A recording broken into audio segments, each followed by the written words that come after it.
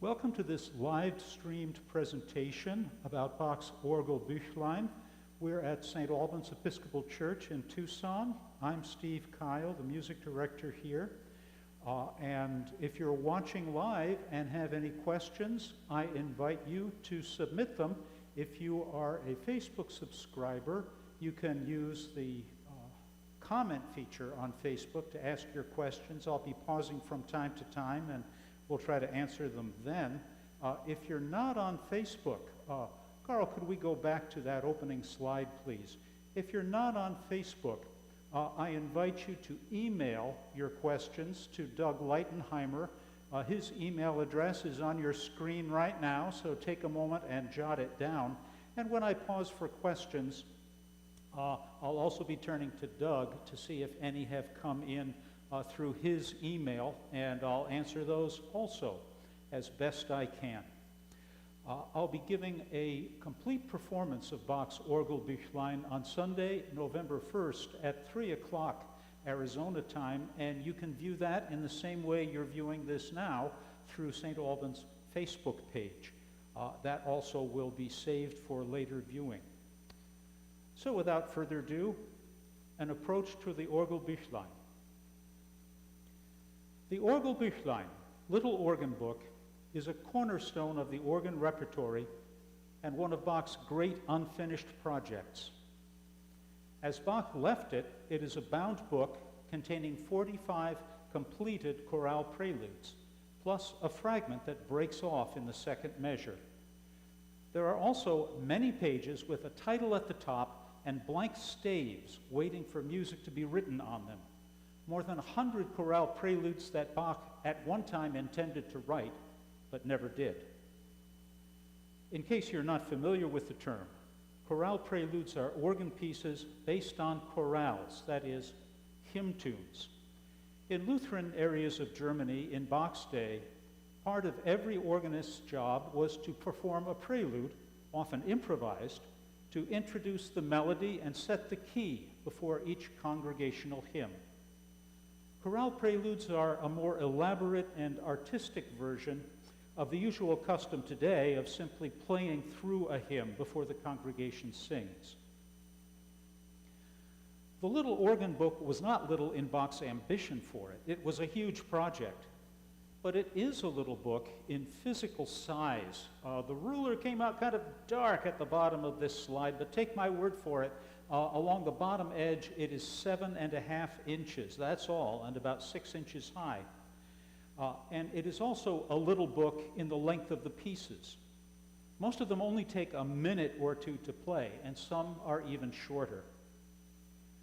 Within this small format, Bach gave his creative energy full play. The 45 Orgelbüchlein chorale preludes are 45 little masterpieces. Not one is mediocre or careless, and many are astonishingly beautiful and original. Today, I would like to speak about the Orgelbüchlein's purpose and plan, about the chorales Bach chose for it and how he set them, about some performance issues, and about its meaning for Bach and for us. Bach began the Orgelbüchlein and composed almost all of it during his time in Weimar between 1708 and 1717. This is when he acquired the paper, ruled it for music, penned in the titles, and composed or copied all but one of the finished chorale preludes. He wrote out the title page during his time in Kürten and entered one piece, plus the fragment I mentioned before, while he was cantor in Leipzig. So the volume was conceived, and almost all the work that was ever finished was done while Bach was serving at the court in Weimar in his 20s, when his main responsibility was for organ music and when he was starting to attract students in organ and composition. Bach's title page emphasizes teaching. It says, Little Organ Book, in which a beginning organist is giving instruction in working out a chorale melody in many different ways and can also gain facility in the use of the pedal, since in the chorales found herein, the pedal is treated as wholly obligatory. Then comes a little rhyme.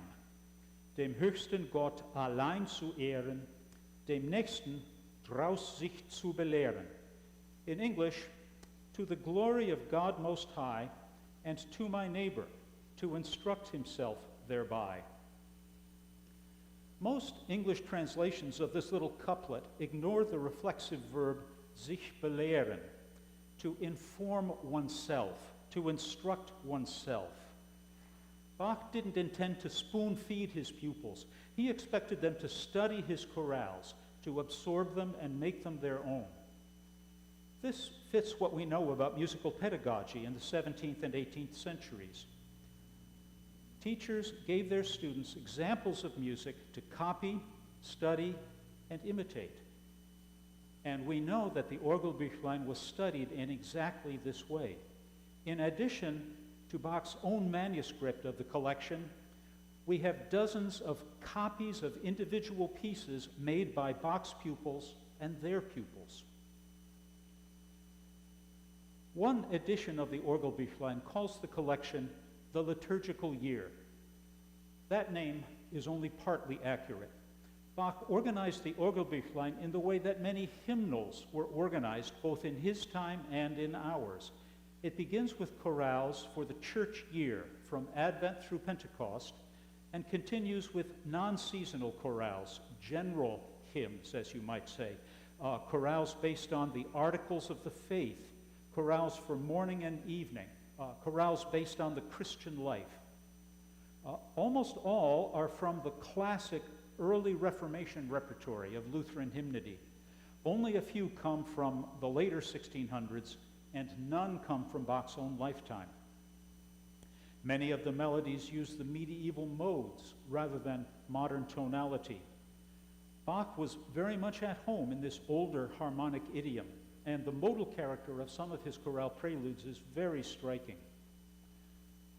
Bach composed nearly all the pieces that he planned for the Advent and Christmas seasons, and a goodly number of those he planned for New Year's, the Epiphany season, Lent, and Easter. He composed only one Pentecost chorale, several more on elements of the Christian faith, a smattering on facets of the Christian life.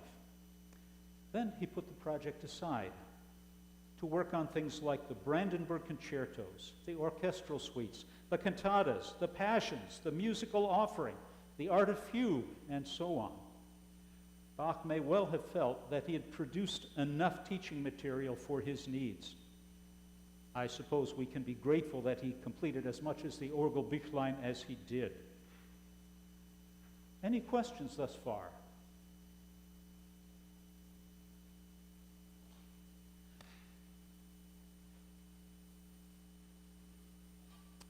Then on we go to the contents, the types of chorale preludes, the style in which they're written, and Bach's use of the pedal.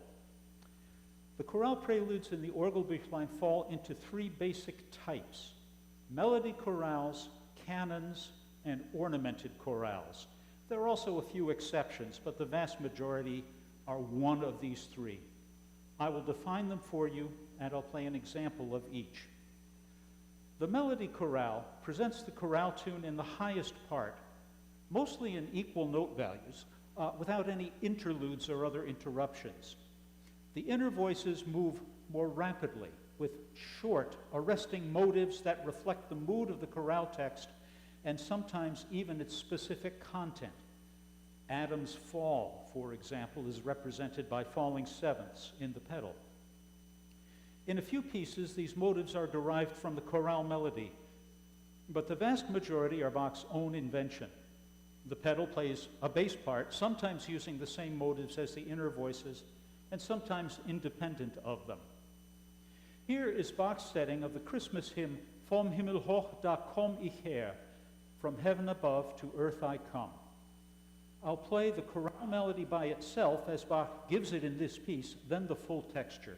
The whole thing only takes about a minute to play.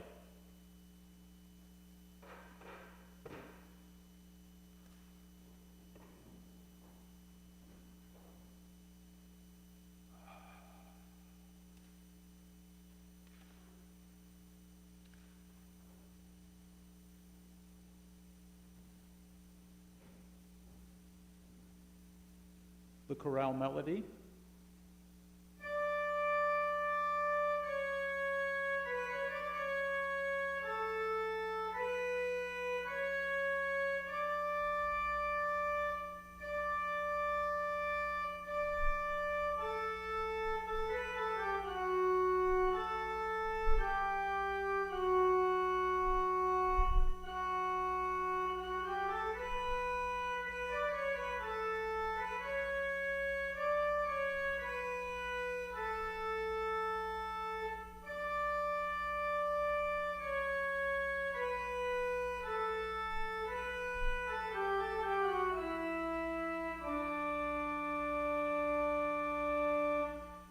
And the full texture.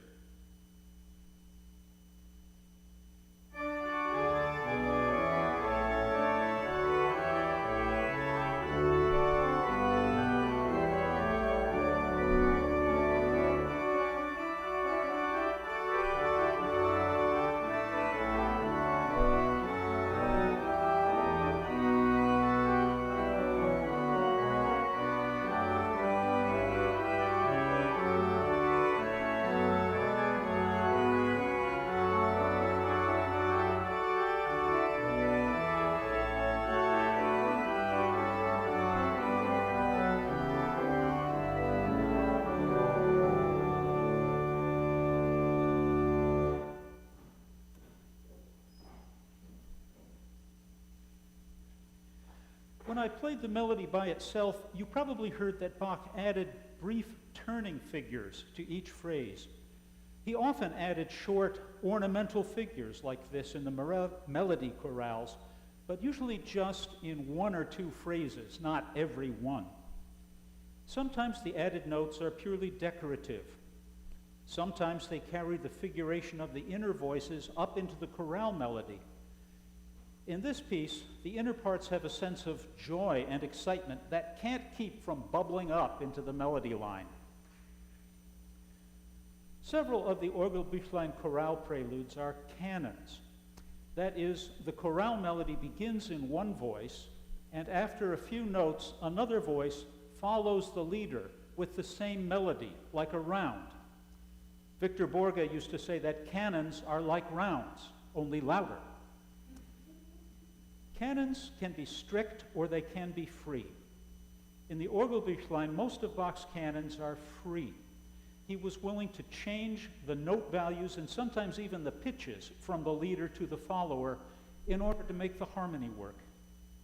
I suppose Bach was demonstrating to his pupils that you could still call a piece a canon if you bent the rules a bit. One example of a canonic piece comes from the Lenten section of the Orgelbüchlein. The words speak of the sinless Son of God being brought before godless judges, falsely accused, mocked, and spat on, and condemned to death. The canon is at the interval of an octave in the soprano and bass, but the non-canonic voices help make this piece so powerfully expressive. The slowly descending chromatic lines and bitter dissonances bring out the meaning of the bitter text. I'll play the piece for you now.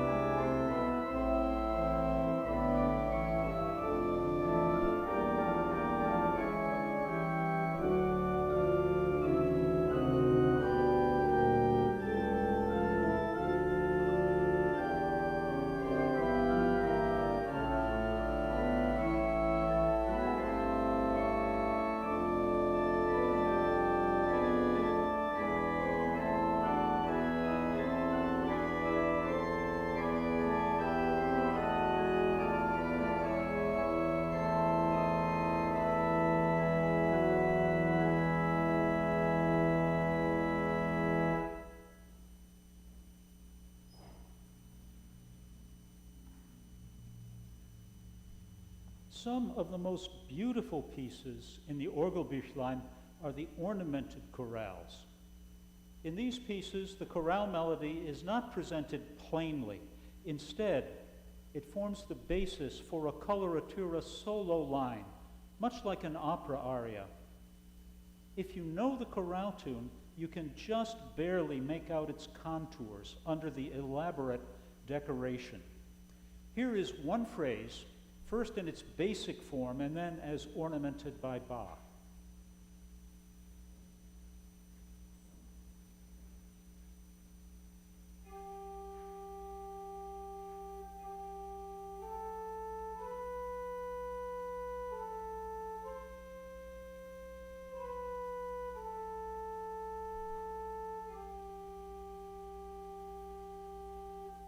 And the ornamented form.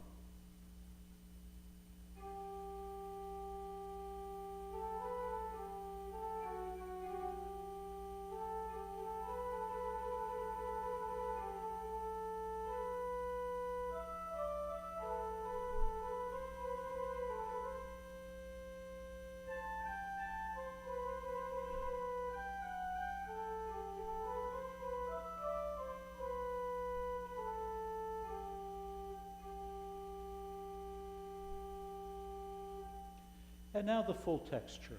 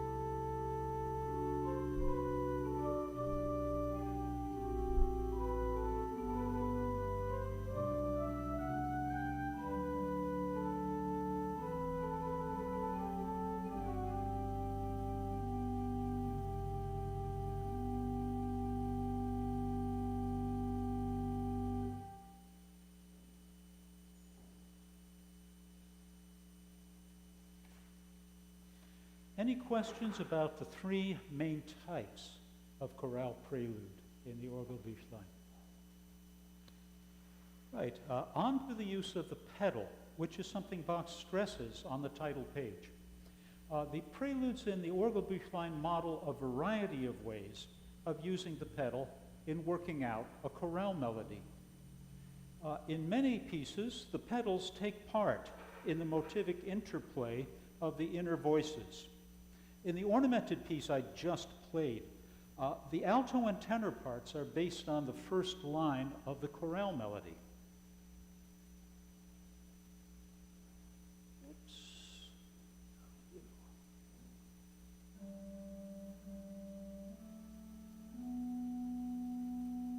And the pedal uses the same idea, but inverted. Where the inner parts go up, the pedal goes down.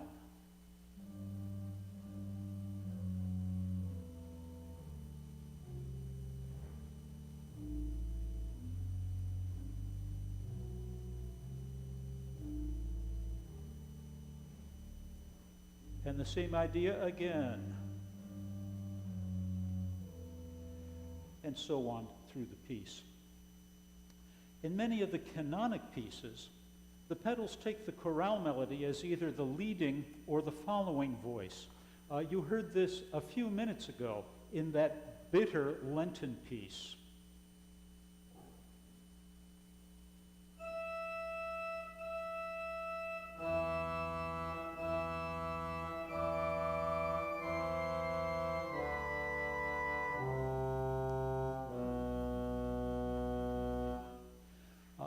And in some pieces, the pedals provide a functional bass line that underpins the harmony in a manner typical for the Baroque period. Here is a pedal line of the type known as a walking bass, with the notes proceeding mostly by step and mostly in equal note values.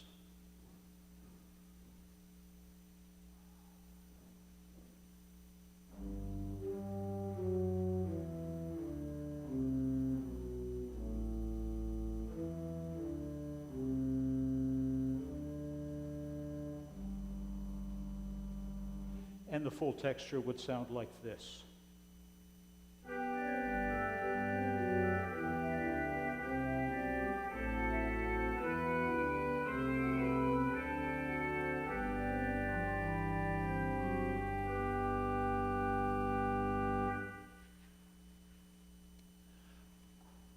I could say a lot more about the pedal parts in the Orgelbüchlein, but I'll pause now for questions about the use of the pedal.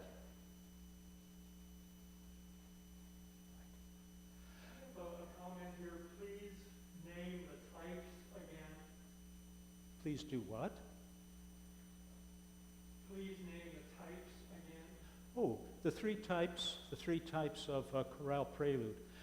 The melody chorale, in which the melody is presented in notes of equal value, for the most part, in the highest voice. Then there is the canon, with the chorale in two voices. And then there is the ornamented chorale, in which the chorale melody serves as the basis for a coloratura solo line. Anything else? Yes, Doug. 4 questions. Is ornamentation written out in some cases and in others not? Of course, this is an important question in Baroque performance practice. Is the ornamentation written out? Do you add ornamentation? In Bach's case, Bach has been described as a control freak for the performer. He was criticized by one of his disgruntled pupils for writing in too many ornaments. And when I play Bach, very seldom do I feel the need to add anything more. So all the ornaments that you heard in that ornamented chorale were ornaments that were written by Bach. I did not add any of my own. Occasionally, I might feel the need to add an ornament. In one of the Orgelbüchlein chorale preludes, Christ ist erstanden, there's a place in the left hand where it's cadential, and Bach didn't write in a trill there, but he did write in the turn that might come after the trill. And I thought, well, why not play a trill here? Why did he leave it out? Maybe he was in a hurry. But that is the only place I can think of off the top of my head where I add an ornament. Other questions? You answered the second question, which is, do you add ornamentation not indicated in the score? Yeah. In the case of Bach, generally not. For some other composers, left things in, I guess, much more of a skeletal form, and sometimes you do feel the need to add ornaments. Does Bach draw on ornamentation symbols already in existence or add his own? Does Bach draw on ornamentation symbols already in existence, or does he add his own? The ornamentation symbols that Bach used are, generally speaking, the ones that you get from the French clavecinistes, the harpsichord players, many of whom also wrote organ music, and they included tables in the front of many of their publications that showed the explanation for these. Bach's ornaments generally follow these French models, and he does generally use ornaments that are already in common practice. I can't think of any that he invented himself. In one of the books that he wrote out for the instruction of his sons, he has a table of ornaments that he uses, and these are drawn, I believe, from D'Anglebert. It's the list that Bach made for his son relies pretty heavily on the French practice of the time. The last question is, how does the organ you are playing compare with the ones Bach played? Can we hold that one? Okay, don't throw it away. The question was, how does the organ I am playing compare with the ones that Bach played? I'll be talking about performance practice, I'll be talking about registration, and I think that question will flow very nicely from that. So the viewer who asked that question, just be patient, and I'll get to it in a few minutes. Anything else? All right. Well, now is where we come to performance issues, and particularly some that I have grappled with myself in preparing a complete performance of the Orgelbüchlein. First, some general things, some things to orient the audience and to orient the performer. Most of these 45 chorale melodies and texts are not familiar to most modern listeners, even organists, even Lutherans. Yet it was evidently one of Bach's goals to express the meaning or mood of the texts in his musical settings, and a listener will understand and enjoy the music much more with the text in mind. To help guide the audience, some performances of the Orgelbüchlein have a choir or a quartet sing the relevant chorale in English before playing each prelude. Instead of doing this, for my performance, two of St. Albans' expert lay readers will take turns simply reading the text in English before each piece. To do this takes less time than actually singing 45 chorales, and it gives listeners a little relief from the constant flow of music. It will also help them grasp the meaning of the chorales and hopefully help them stay oriented as they listen to the 45 organ pieces. A complete performance of the Orgelbüchlein also has to reckon with the fact that Bach never intended the full collection to be heard at one sitting. It was more a repertory of pieces to dip into for teaching purposes. It doesn't have overall tonal coherence. It begins with a chorale in A minor and ends with one in G minor. What can the performer do to help make the concert a rounded, satisfying experience for the listener? Well, I think the reading of the texts will help. I will also take a suggestion that Krista Rakic made to me a few years ago. I'm going to give the Orgelbüchlein a frame. I'm going to use Bach's Prelude and Fugue in C. This is the one in 9/8, BWV 547, as a prelude and then a postlude to frame the chorales. That C major tonality is related both to the A minor at the beginning of the Orgelbüchlein and to the G minor at the end.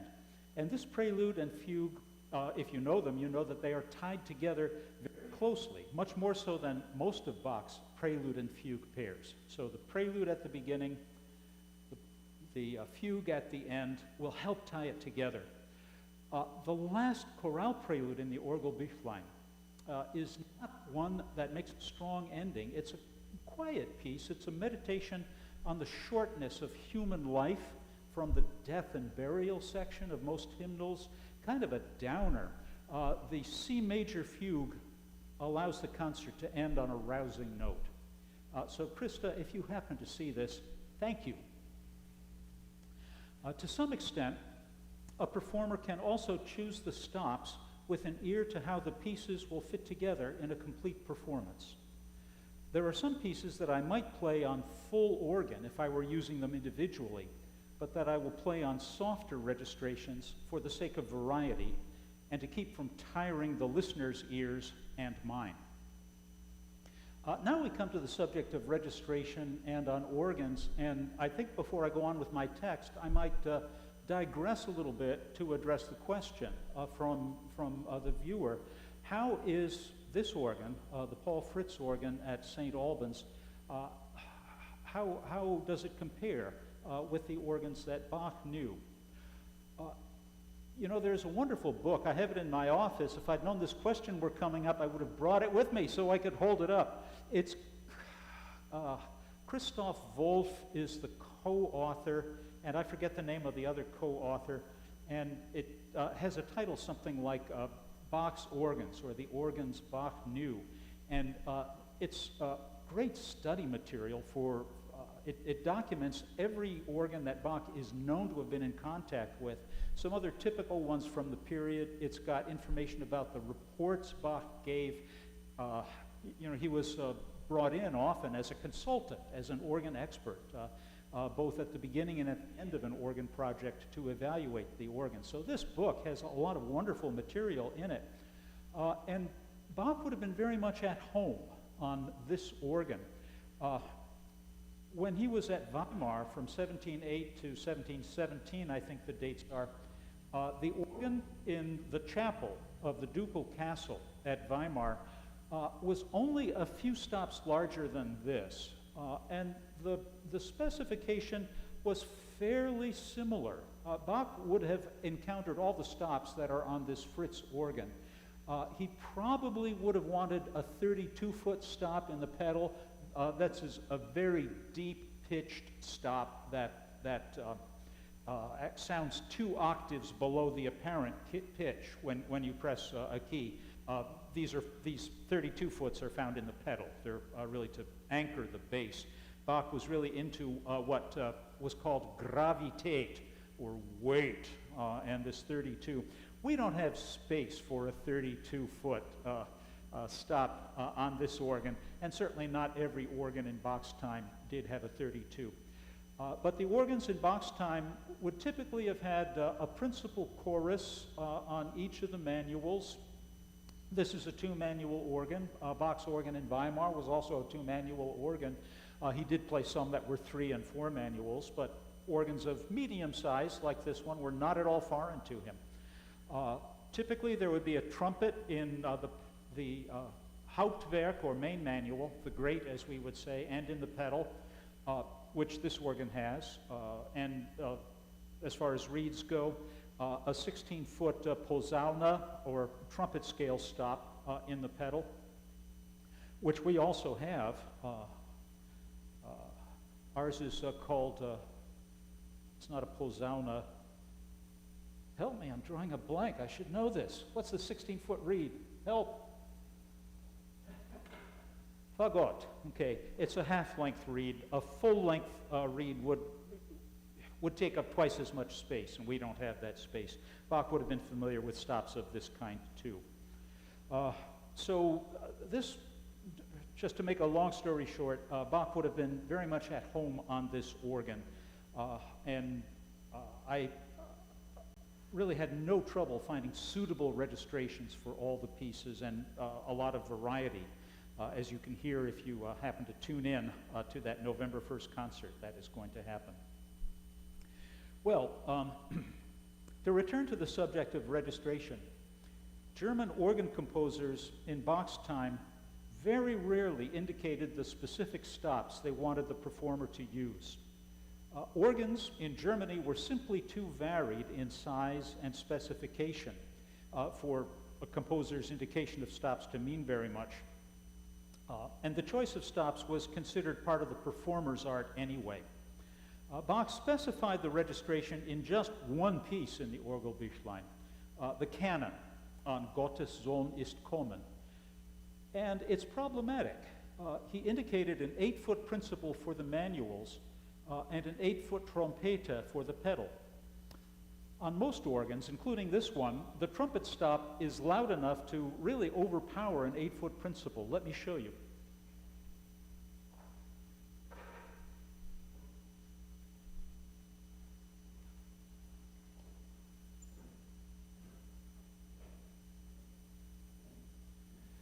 Right, 8-foot principal in the manuals, 8-foot trumpet in the pedals, just what he asked for.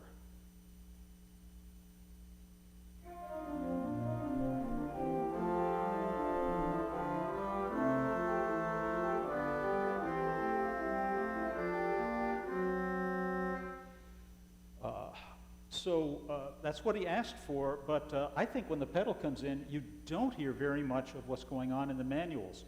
So what I'm going to do is I'm going to add a 4-foot stop to the principal that will give it some brightness and I think a better balance. And at least I'm preserving the contrast in tone color that Bach indicated.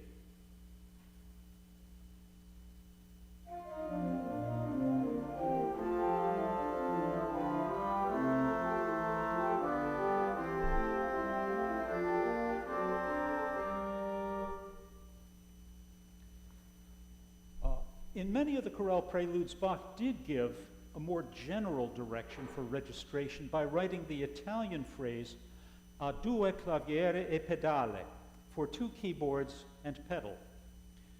This directs the performer to use 2 manuals, presumably with contrasting sounds, in addition to the pedal. We find this indication mostly in preludes of the canonic or ornamented chorale type, where the contrast in tone color can bring out the canonic structure or it can highlight that coloratura solo line. Are we ever justified in using 2 manuals where Bach doesn't direct us to do this? Many organists do if their hands can reach. It depends on the piece and it depends on their hands. Several editions suggest it for some of the pieces. The one most commonly given this treatment is Alle Menschen müssen sterben, one of the best-known melody chorales. The alto and tenor parts are quite manageable for the left hand alone, and that allows you to bring out the chorale melody on a solo stop. I learned it that way myself years ago. Here's what it sounds like.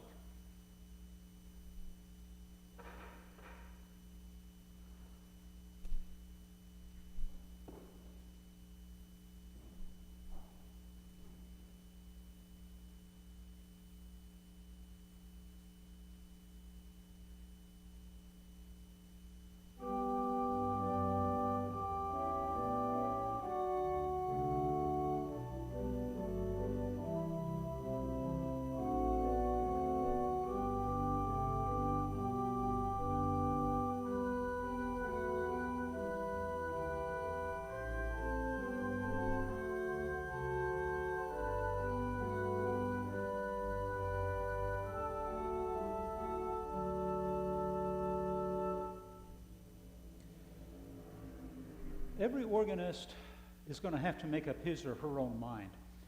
But it seems to me that soloing out the chorale melody in that way distracts the listener from some very fine counterpoint in the alto and tenor and in the bass, and that counterpoint is where much of the piece's interest lies.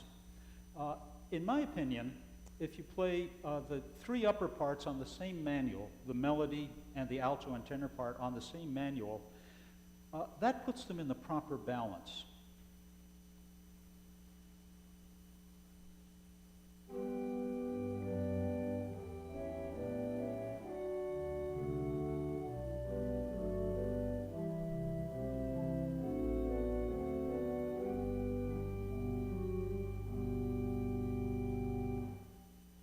And I think you can hear the melody in the melody chorale perfectly well that way. In my opinion, Bach knew what he was doing when he did not write for 2 manuals and pedal at the top of this piece. But make up your own mind. In Bach's day, as I was saying, gravitate, weight, was a big part of the aesthetic in organ registration.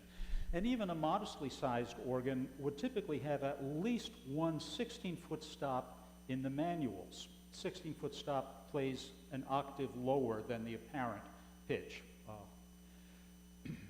There are pieces in the Orgelbüchlein where the part writing gives you a hint about whether it's a good idea to use a 16-foot stop or not, especially in places where the pedal crosses above the manual part.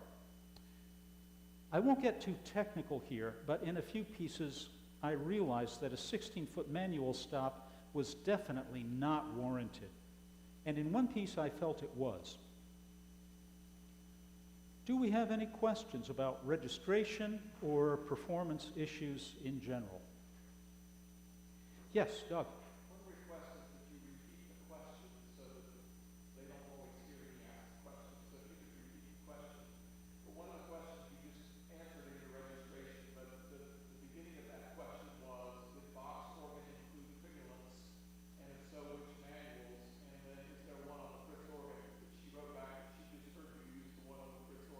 Yeah. The question is, did Bach's organs have tremulants? Yes. Does this organ have a tremulant?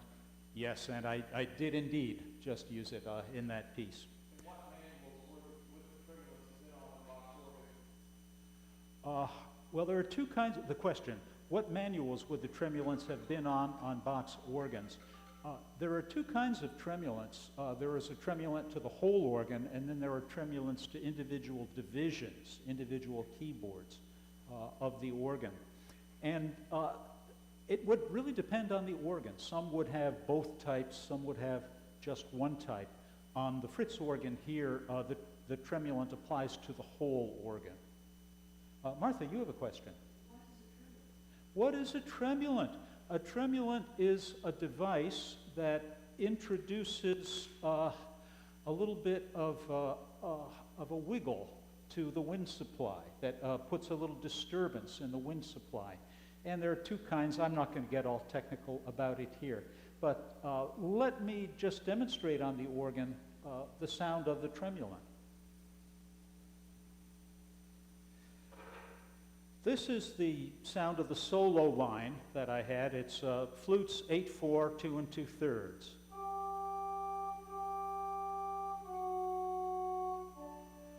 Without the tremulant. Now with the tremulant it sounds like this.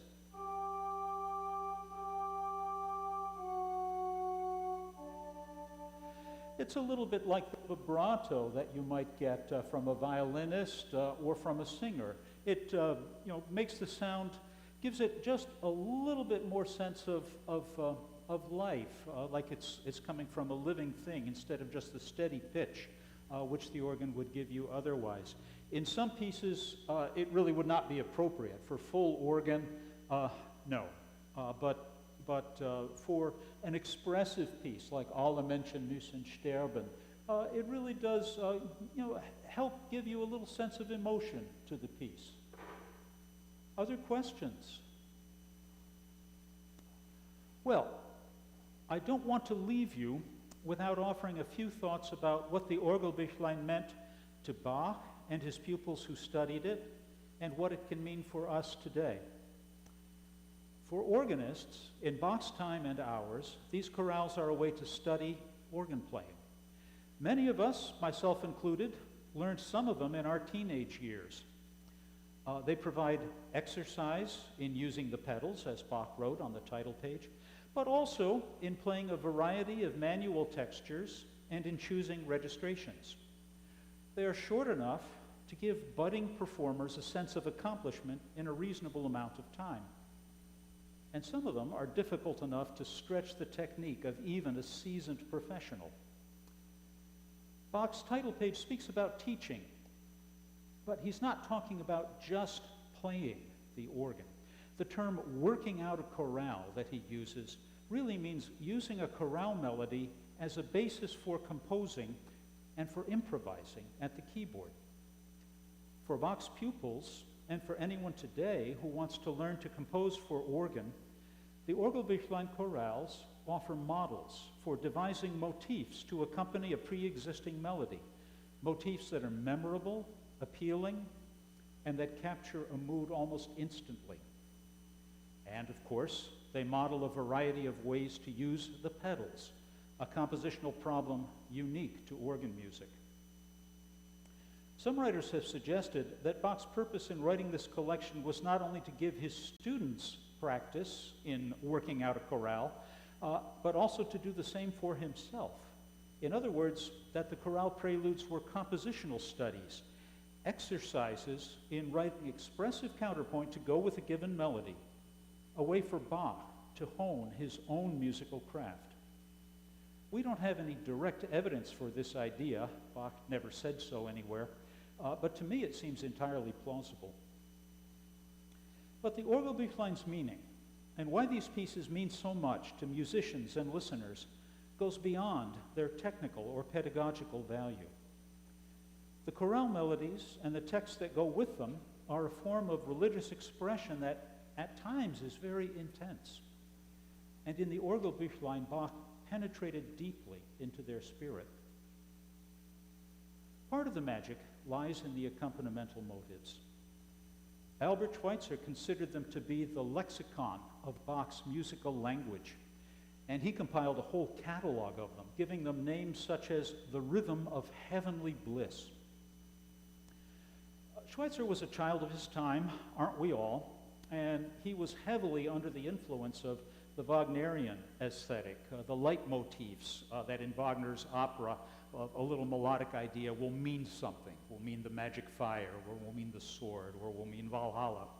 But Schweitzer was not wrong to hear important and often subtle shades of meaning in these little musical figures.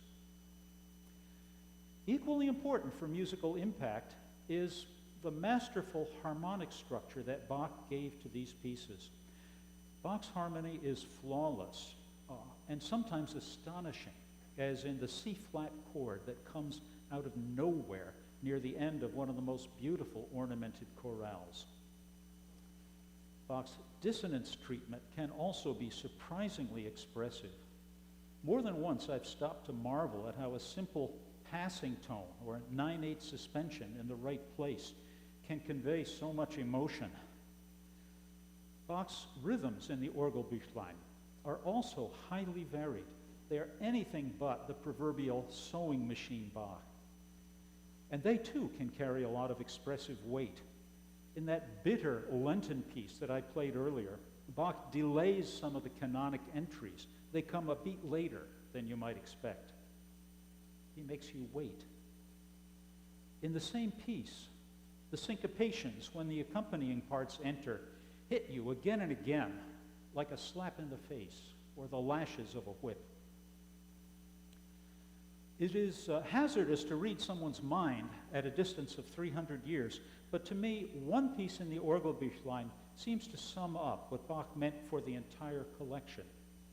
Its title is Hilf Gott, dass mir's gelinge, and it comes at the end of the Lenten section. This piece is not played very often for reasons that an organist will understand if you've ever attempted it. The chorale is not particularly well known.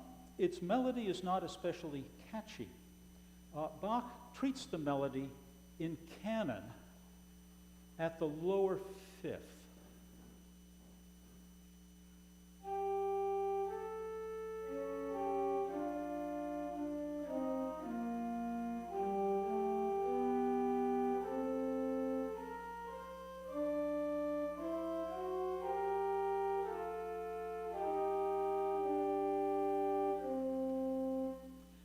And he writes a counter melody to be played with the left hand on a separate manual. This counter melody moves in rapid, incessant triplets over a span of about 2 octaves, and sometimes it crosses far above the chorale in the right hand.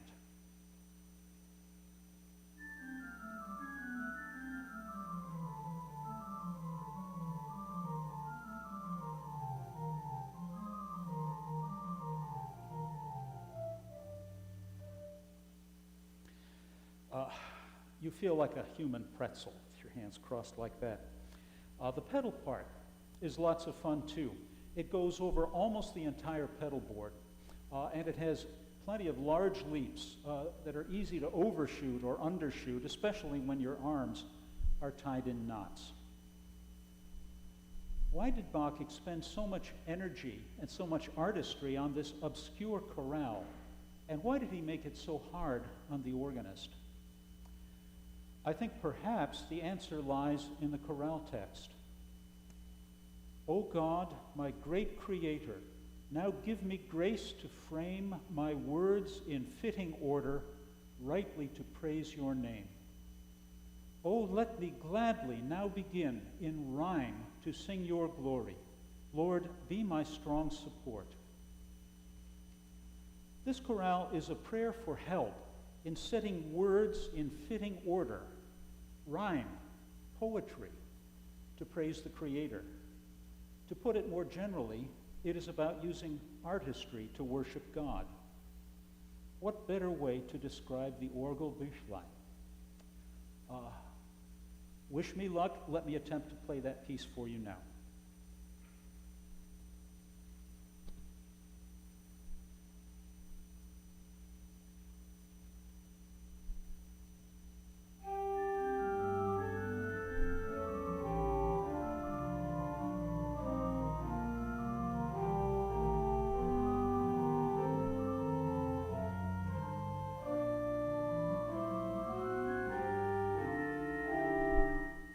more time.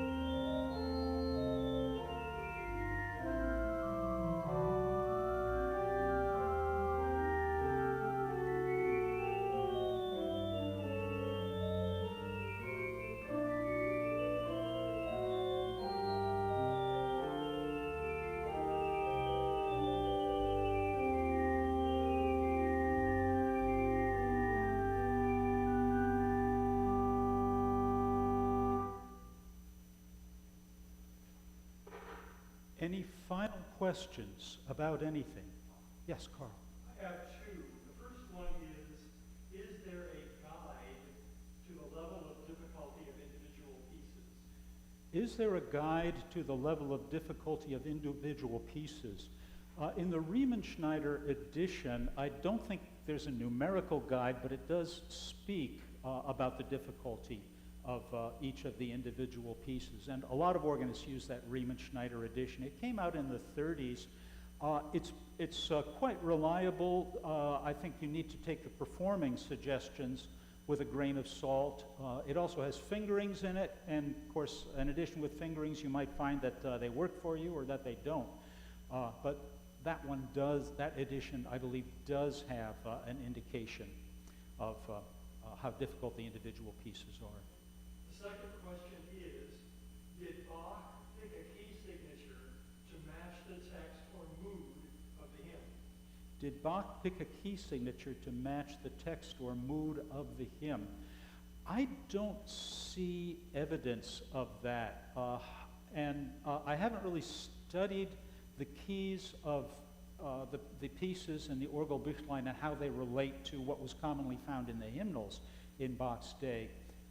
I suspect that he viewed this as something that could be used for teaching purposes, but also for actual use within the church service. And in that case, the key of the piece would need to be appropriate for singing. And I think that, rather than any expressive sense of the expressive value of any particular key, is why these pieces are in the keys that they are. Other questions, Carl? Yes, Dan. Doug. Do you have a favorite edition of the Orgelbüchlein, and if so, why? Do I have a favorite edition of the Orgelbüchlein? I do. It is the Wayne Leopold edition of the Orgelbüchlein. This came out just a few years ago. It, I think, takes advantage of some of the recent scholarship, and when I say recent, I mean over the past 50 years or so, in Bach studies, in organ studies. There are one or two pieces where for example, there are repeats that seem to be there in the original manuscript, and that other editions don't include. Puer natus in Bethlehem. Puer natus, a boy is born. The title is in Latin. This is a chorale that is partly in Latin and partly in German in the original. But this one, Bach wrote a repeat in there, and all the way back to the Peters edition in the 19th century, that repeat hasn't been included. Someone noticed it, I think, back in the 50s or 60s, and the new Bach edition, the NBA, right, the Neue Bach-Ausgabe, which is kind of the gold standard in more ways than one. I mean, it's the accuracy of the text and also the expense. You have to part with some gold in order to get it. That one took note of the repeat. There was, well, I won't go into editions that I've heard about but haven't seen. But this one, the Wayne Leopold edition, has a good text. It appears in two versions, okay? There's one that you might say is for students and one that you might say is for professors. The one for professors has a lot more detail about the source material, about the chorales, and I was interested in that because I wanted to dig deeply. The one that's for students, you might call it, again by Wayne Leopold, the musical text is the same, but the prefatory material includes, I guess, some more basic information about registration, about ornaments. This was stuff that I felt was already part of my background, and I didn't want to buy both, so I bought the one with greater depth. But choose which one you like. This is the one that I like best. The Hayter's edition is pretty reliable. There are some problems with it, including in Puer Natus, as I mentioned. The Vidor Schweitzer edition, I played from that when I was in high school and in college. It has them all in the proper order. It has the text of the chorales in English and in German. It's got the chorale melody, and it's got, it's got Albert Schweitzer's prefatory material, which to me is just a little bit purple prose, but the musical text is quite reliable, and if you have that, I wouldn't throw it away. It's a perfectly good text and fine to play from. But if you're looking for a new edition, the Wayne Leopold edition, and take your pick which version you get, it's not terribly expensive as music goes these days. I think it's $30 or $35. You can look it up on the website. Wayne Leopold, he spells it Leuppold. Wayne Leopold. Other questions? Well, I'd like to thank the Southern Arizona chapter of the American Guild of Organists for inviting me to give this talk today. I thank St. Albans Episcopal Church for allowing us to stream it here, and I thank Carl Trader for operating the video system. Most of all, thank you for watching. You're invited to view my complete performance of the Orgelbüchlein on November 1st in the same way as you viewed this talk today, through St. Albans' Facebook page. I look forward to seeing you then.